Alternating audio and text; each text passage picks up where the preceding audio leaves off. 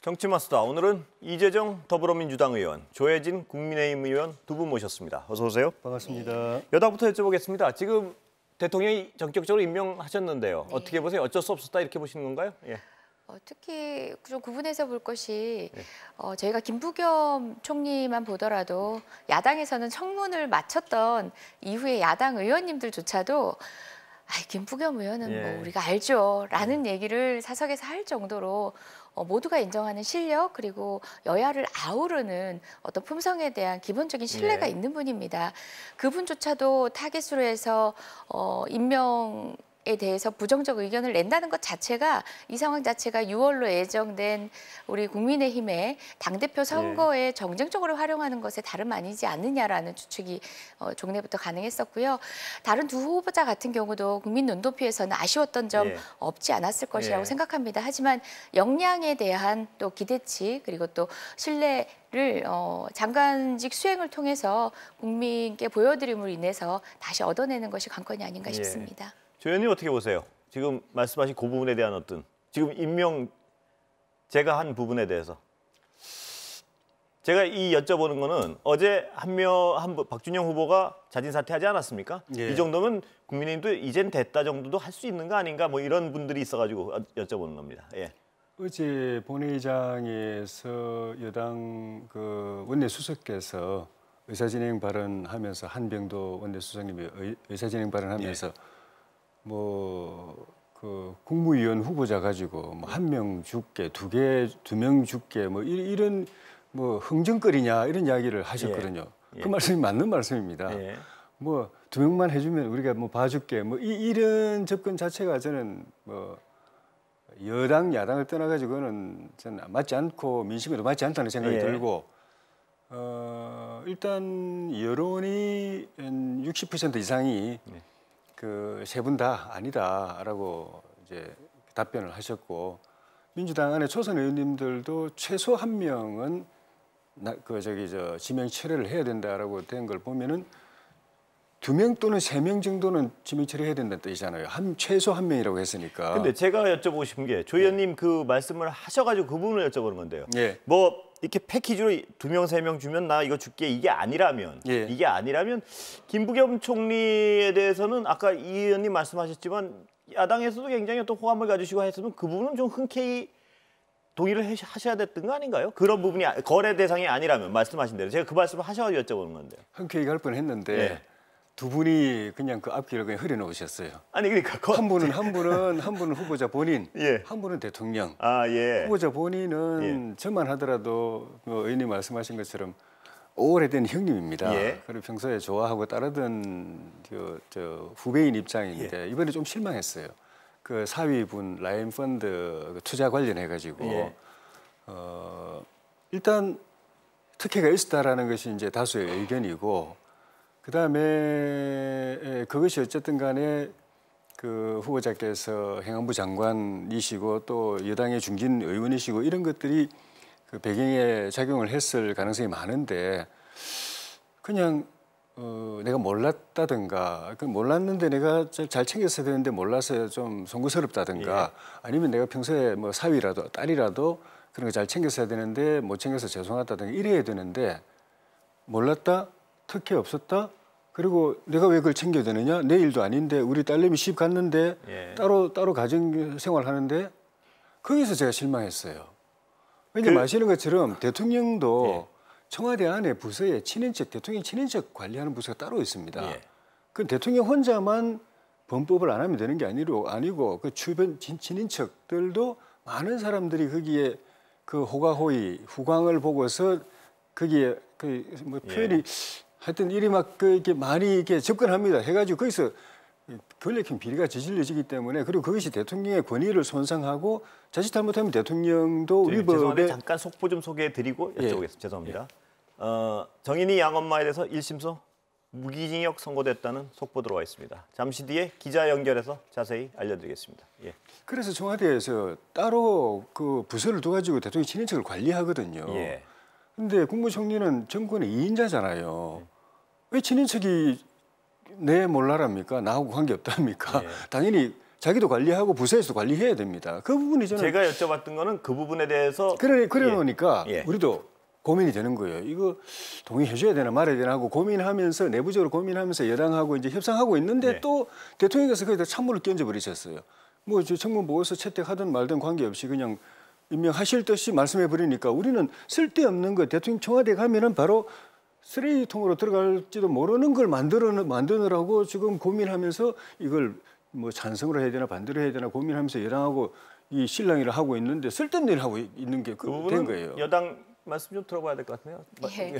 일단은 기본적으로 문제 제기하신 부분이 총리로서 소위 이제 권력형 비리에 어떤 연관성이 있다든가 또는 특혜가 명확히 밝혀져서 본인의 입장을 밝혀야 하는 정도의 것인가에 대해서는 저는 이견이 있습니다.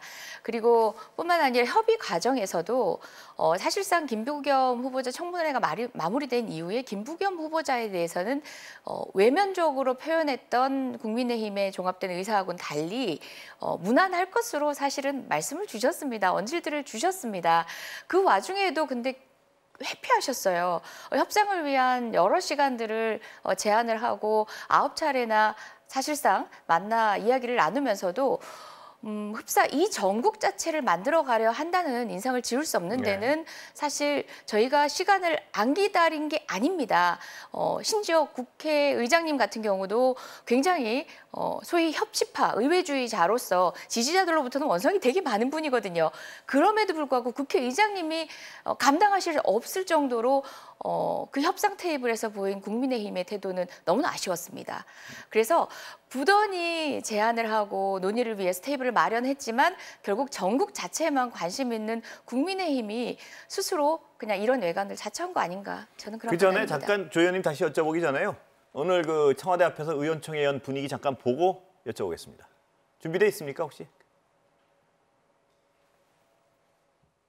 문재인 정권은 아무리 민심의 회초리를 맞아도 전혀 달라지지 않습니다. 오만과 독선의 DNA가 전혀 고쳐지지 않고 있습니다. 이번 부적격 장관 후보자의 독단적 임명 강행은 청와대의 각본과 감독하에서 민주당이 그 배우로 등장해서 실천에 옮긴 참사라고 생각됩니다. 인사폭거이자 민주당은 그 배우 역할을 한 꼭두각시에 불과합니다. 자, 보셨는데요. 조 의원님 예. 저기 다녀오셨습니까? 예. 예. 그래서 지금 이 의원님 주장은 장관 후보자에 대해서는 여러 가지 어떤 여론의 뭐 그런 부분도 있을 수 있고 한데 그 꼭 아까 조 의원님 본인이 말씀하셔서 제가 자꾸 꼬치꼬치 여쭤보는 건데 예. 총리 후보자의 경우는 굉장히 어떤 별 문제 없다 그러다가 이 장관 후보자랑 패키지로 엮어서 반대하는 모습을 보이신 게 아니냐 뭐 이런 비판이신 것 같은데요. 예. 그러진 않고요. 장관 후보자 세 분은 말씀드린 것처럼 여론에서 이미 거부를 당했고 예. 민주당 안에서도 초선 의원님들은 최소한 한 명이니까 예. 2명 또는 3명 정도를 그 부적격자로 내부적으로 생각하고 있었기 때문에 그거는 뭐 대통령이 결심하실 문제고 예. 우리가 고민한 거는 이 후보자 그 김부겸 후보자를 어떻게 해야 되느냐. 원래 고민 별로 안 됐거든요. 그냥 좀 따지지만 결국은 뭐 무난한 인분 아닌가 하고 대체로 내부적인 분위기도 그랬는데 좀 전에 말씀드린 그런 부분들이 그렇다고 해서 그것 때문에 바로 부적격은 아니지만 고민되게 만드는 측면이 분명히 있고 그래서 여당하고 그러고 있는 중인데 대통령께서 뭐 야당하고 여당하고 협의해서 청문 보고서 만들어도 내용이 어떻게 오더라도 관계없이 나는 임명할 것처럼 하시니까 그냥 거기서 협상이 딱 중단되어 버린 거예요. 대통령께서 찬물을 끼얹어 버리셨어요. 그 정치 협상은 저는 잘 모르겠고요. 예. 그냥 그 어떤 그 야당 쪽에 여쭤보고 싶은 거는 예. 정치 현실을 아시지 않습니까? 그러니까 예. 예를 들어서 이쪽에서 한 명이 자진 낙마하고요. 예. 그랬으면 안 되고 이렇게 돌아갈 거 알면 또 보여주기식의 저항 뭐 이런 걸로도 생각되는 이렇게 딱 보면 뭐 또 약간 구태의연하다는 생각도 드는 부분이 있는데 어떻게 보세요? 그 부분은. 예. 뭐냐면 이게 결과가 이렇게 되고 바뀌지 않을 거라고 알고 계시잖아요, 조 의원님. 예. 예. 근데 거기서 앞에 나가서 꼭 그러셔야 될까? 예. 뭐 그런 부분이 좀 궁금해서 여쭤보는 두 가지인데요. 예. 하나는 우리 야당은 없는 민심을 만들어낼 수가 없습니다. 두 번째는 민심이 딱 이렇게 형성이 돼 있는데 그걸 거슬러 가면서 할 수가 없습니다. 여당은 정권이기 때문에 많은 정치적인 수단과 도구를 가지고 있거든요. 야당은 민심밖에 없습니다. 특히 지금처럼 압도적인 여대 야소인 경우에는 국회 안에서도 할 수 있는 일이 별로 없고 민심밖에 없는데 민심이 그 방향으로 이미 형성돼 있는데 우리가 그거를 뭐 여당하고 협상하면서 그래 뭐 민심은 3명도 안 된다고 그러는데 우리가 협상해가지고 1명만 동의해주고 이럴 수는 없는 거예요. 그러니까 우리가 야당이 주장할 때는 우리는 민심을 먹고 살기 때문에 민심이 우리 당의 입장하고 그것을 다른 방향으로 갈 때는 야당의 목소리 그냥 막 이렇게 뭉개셔도 됩니다. 그냥 좀 무시하셔도 되는데. 총리 후보자의 경우도 민심이 꼭 안 된다는 민심이었을까요? 그러니까 저는 우리는 거부한 건 아니고 협상 중이었다고 말씀드렸지 않습니까? 알겠습니다. 언제까지 협상을 누렸어야 했는지 사실 모르겠습니다. 대통령 다음 주면 순방 일정이 잡혀 있고요. 사실상 모든 권한 대행으로서 총리가 책임이 무겁습니다. 그런 총리석을 기어이 다음 주까지 공석으로 비워두시려고 했던 건지도 전 되묻고 싶고요. 무엇보다 우리 김기현 그 권한 대행님, 당대표 권한 대행님, 저희 외통위 위원이시거든요. 외통위만 하더라도 5월 국회 열었어야 합니다. 바이든 신정부 출범하고 처음 있는 정상회담에 우리나라가 갖춰야 될 기본적인 한반도 평화 프로세스나 외교적 입장들을 정리하고 점검할 수 있는 중요한 시기고요. 그리고 또 우리가 아시아권의 중견 국가로서 미얀마 사태에 대해서 여러 가지 것들을 지금 외통위 차원에서 준비를 하고 있었거든요. 그런데 어떻습니까? 국회 시계가 멈춰져 있는 상황입니다. 그런 여러 가지 상황에 있어서의 책임감은 조금 전혀 고려하지 않으신 것 같아서 정말 유감입니다. 예, 그 이 의원님 하나 제가 추가 질문을 좀 드리고 싶은데 박준영 후보보다 여권 내부에서도요. 박준영 후보보다는 임혜숙 후보가 더 부적절하다. 그런 의견을 제시하는 부분들을 봤습니다. 어떻게 보세요? 예, 임혜숙 후보는 여성 할당이라는 어떤 추상적 기준 때문에 살려두고 이게 좀 인위적인 거 아니냐 이런 지적을 하는 분들도 있습니다만. 네, 공교롭게 장관 후보자들이 동시다발적으로 청문회를 치러졌지만 뭐 1, 2, 3등을 가려서 순위 안에 누군가를 임명하고 누군가를 배척하는 방식의 절차는 아니었을 겁니다. 물론 각각의 지점들에 있어서 업무 역량과 도덕성 부분에 있어서 형량을 통해서 이제 감수할 부분과 또 감수할 수 없는 부분을 개인별로 종합적 평가를 했을 텐데요. 임혜숙 후보자와 관련해서 지금 본인 스스로 이제 사태를 이야기한 박준정 후보자와 비교를 해서 여성이기 때문에라고 해서 또 다른 젠더적으로 사실 30%라는 목표치를 두고 있는 그런 임명의 내용까지 언급한다는 것은 전 좀 부적절하지 않나라는 생각도 듭니다. 30% 여성 할당에 대한 공약 때문에 그런 것은 아니란 말씀이신가요? 아니면 그것도 고려가 됐지만 종합적 고려가 있겠지만 그 공약 때문에 부적절했는 또 불구하고 임명을 강행했다라고 보는 거는 무리가 있다는 거죠. 분명히 어퍼머티브 액션으로서의 여성 할당자의 의미는 분명히 있고요. 그럼에도 불구하고 대통령께서 취임 4주년 기자와의 간담회를 통해서 밝히신 것처럼 분명히 역량 있는 후보자이기에 추천에 이른 겁니다. 그러한 점들을 종합적으로 판단해야지 이 부분이 혹여 그 젠더적 측면을 통해 가지고 조금 다르게 오해될 소지 있게 의견을 밝히신 것에는 저도 좀 안타까움이 있습니다. 그 제가 아쉬운 부분 중에 그겁니다. 그러니까 뭐 능력도 있고 도덕적이면 좋은데 만약에 둘 중에 둘 다 갖추기 힘들다면은 도덕성에 좀 흠길이 있더라도 능력이라도 뛰어나면은 그래서 부동산 문제, 경기 부양 문제, 일자리 문제, 뭐 방역 문제 이런 걸 갖다가 국민들이 걱정 안 하도록 뭐 백신 문제까지 포함해가지고 잘 해결해 낼 수 있는 사람들이었다면은 도덕적으로 좀 흠길이 있더라도 국민 민심이 그 상당 부분 이해를 했을 겁니다. 그런데 이번에 어쨌든 사실 재보선의 결과는 지난 4년의 문재인 정부의 국정 운영에 대해서 레드카드를 내민 건데 민심이 레드카드를 내민 건데 그 29번 야당이 반대하는 분들을 대통령께서 강제로 임명하셔가지고 해놓은 국정의 결과가 이거거든요. 그러니까 우리가 야당이 반대했지만 실력이 출중해가지고 일을 시켜보니까 경제도 살려내고 뭐 일자리도 문제도 해결하고 뭐 2030 문제도 고민도 해결하고 이랬으면은 그나마 점수는 우리가 야당이 뭐라고 그래도 그 민심이 아이고 일은 잘했잖아요 이럴 텐데 일을 못했잖아요. 일도 못하면서 도덕적으로도 흠결이 있으니까 제가 그걸 답답한 거고 여성 문제도 저는 30%가 아니라 50%를 가야 된다고 봅니다. 그런데 청와대나 여권에서 나오는 이야기가 정말 이게 참 속상한 게 사람을 구할 수 없다는 거 아니에요. 30%를 반드시 약속한 거기 때문에 지켜야 되는데 이 사람 빼면 사람을 구할 수 없다는 그 이야기 듣고 도대체 아니 그럼 이렇게 흠이 많은 사람인데 나머지 대한민국 여성 인재들은 그보다도 더 다 흠이 많고 더 무능한 사람이라는 뜻인데 청와대나 이 정부에서 어떻게 그런 이야기를 우리 여성 인재들을 진짜 대해놓고 모욕하는 거잖아요. 그런 이보다 훌륭한 이야기가 사람들 사실인가요? 아니. 그 말씀 약간 돌려서 예. 조금 생각을 해보셔야 되는 예. 깊은 지점이 있습니다. 장관 후보자 찾기가 힘들다. 맞습니다.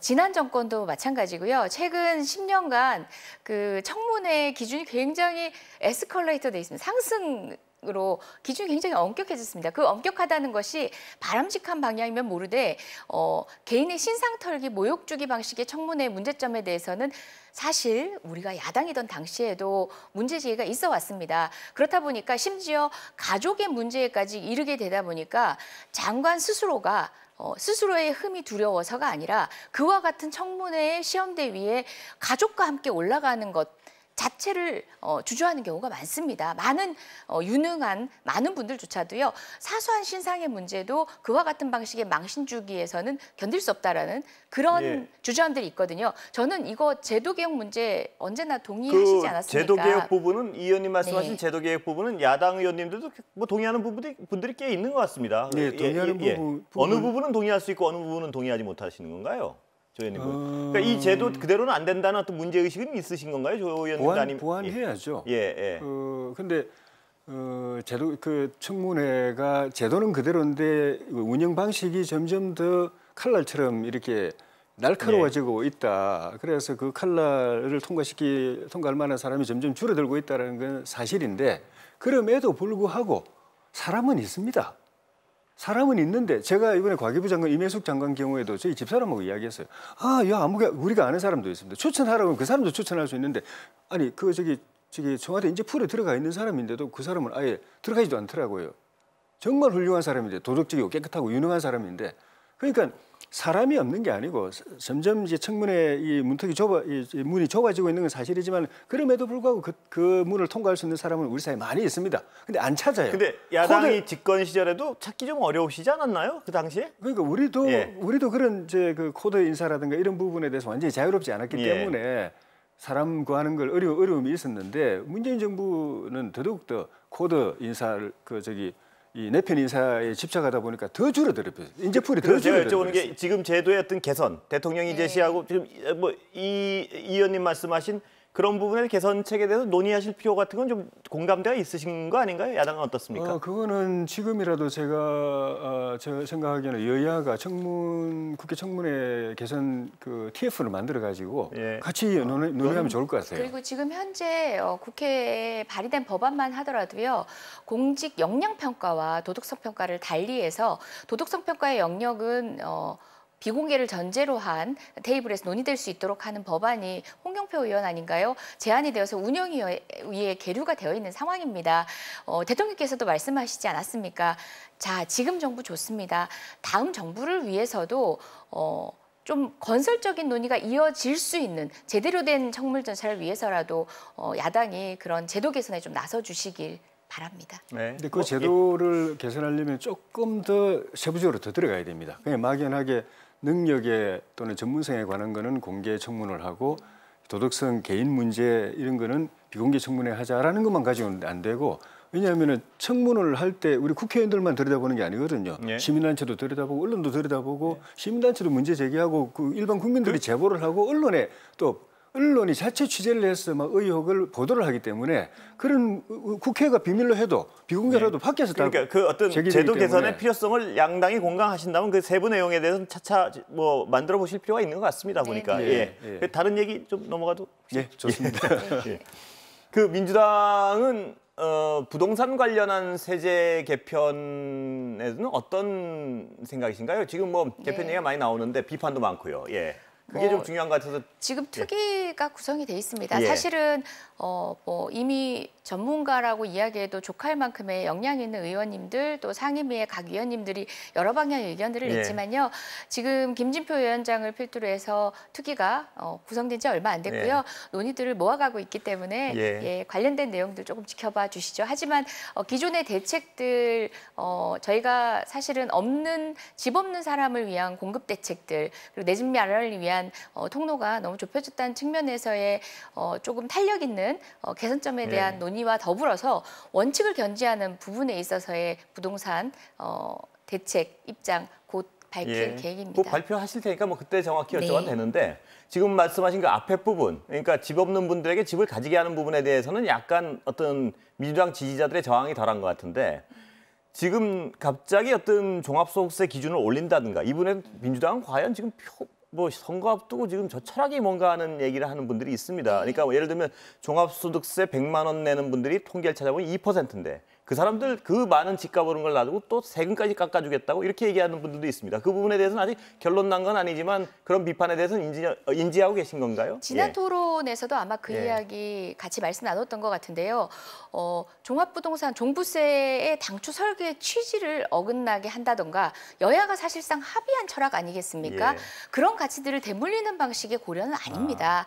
2%라고 얘기하셨지만 그 대상자 자체가 2%를 상회하는 방식으로 사실상 확대되어지는 상황이 되었기 때문에 그 부분에 개인적으로는 있어서의 그걸 좀 완화하는데 찬성하시는 편입니까? 완화하는데 찬성한다라고 쉽게 얘기할 수 있는 것이 아닌 게 철학을 훼손하지 않고 취지를 훼손하지 않는 지점 내에서의 부분적 개선을 이야기하는 것이지요. 거기에 대해서도 막 다양한 의견들이 있습니다. 사실 다양한 의견들이 있는데 제가 그때 말씀드릴 때는 종부세와 관련해서 공시지가 현실화 그리고 집값이 갑자기 상승된 부분들 때문에 초래되어지는 반발의 국민적 요구에 대해서는 어느 정도 귀담아 들을 필요가 있다는 취지의 내용이었습니다.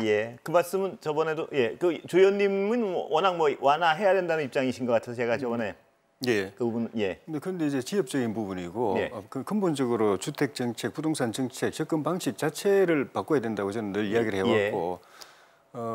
민주당 의원님들이 2% 1%에 해당하는 우리 사회의 아주 극소수임에도 불구하고 그분들을 배려하려고 하는 게 그 2% 표 때문은 아니에요. 2% 늘려봐야 뭐 3%, 4%, 5%밖에 안 되는 거니까 그 표 보고 하는 건 아닙니다. 민주당 의원님들이 그런 오해를 받으면서 그렇게 하는 이유는 현장에서 느끼는 게 이게 그 2%의 5%의 문제가 아니라 이 부동산 생태계 전체가 그런 식으로 영향을 받아서 그 2%, 5%가 꼭꼭 재이면은 나머지 사람들도, 나머지 부동산도, 나머지 부동산 시장도 같이 영향을 받아서 피해자가 줄줄이 늘어난다. 그래서 보통의 서민들도 민심이 이반된다는 걸 현장에서 느끼기 때문에 그 부분에 대한 인과관계까지는 제가 동의할 수 없고요. 어찌되건 간에 저는 기존에 우리 당 주도의 부동산 정책이었지만 저 역시도 굉장히 문제 있었다라고 생각하는 지점들이 있거든요. 임대사업자에게 여러 가지 특혜를 줬던 문제라든지 정말 우리 정부 철학하고 과연 걸맞는 정책이었나에 대해서 의문을 갖고 있던 부분에 대한 심도 깊은 논의도 이 테이블에서 이루어져야 된다고 생각하고요. 여튼 특위에는 다양한 경향의 경제적 관점을 가진 분들이 많이 가셨어요. 방향이 모아지면 그때 자세히 여쭤봐야 되는데 지금 그 나오는 부분 중에서 제가 계속해서 여쭤보는 부분 그겁니다. 그러니까 가장 두 가지 논의가 제가 보기에는 강남에 집 가지신 분이나 어떤 9억을 훨씬 뛰어넘는 분들은 내가 가만 앉아 있었는데 정부가 자기들 잘못해서 집값 올려놓고 지금 세금을 1년에 뭐 2천만 원씩 달라면 어떡하냐 뭐 이 얘기를 하는 것 같고 집 안 가진 분들 얘기는 아니 앉아서 4억을 벌었는데 100만 원 더 못 낸다고 그걸 또 깎아주겠다고 이런 분노가 있는 것 같습니다. 보니까 그 분노의 접점을 어디서 찾을 것인가 해결책 그 부분이 굉장히 어떤 논점 중에 하나인 것 같습니다. 그러니까 집을 못 가진 분들 혹은 9억 이하의 집을 가진 분들은 그런 분노가 분명히 있거든요. 근데 아까 말씀드렸지만 9억 이상의 집을 가진 분들 정부가 잘못해서 집값 다 올려놓고 지금 뭐 나 은퇴해서 돈도 못 버는데 세금은 자꾸 달라 그런다 이런 비난을 하시고요. 그 여론도 사실은 찬찬히 더 세부적으로 볼 필요가 있는 게 집값이 올라서 또 그분이 분노하시는 건가 또 그것도 아닙니다.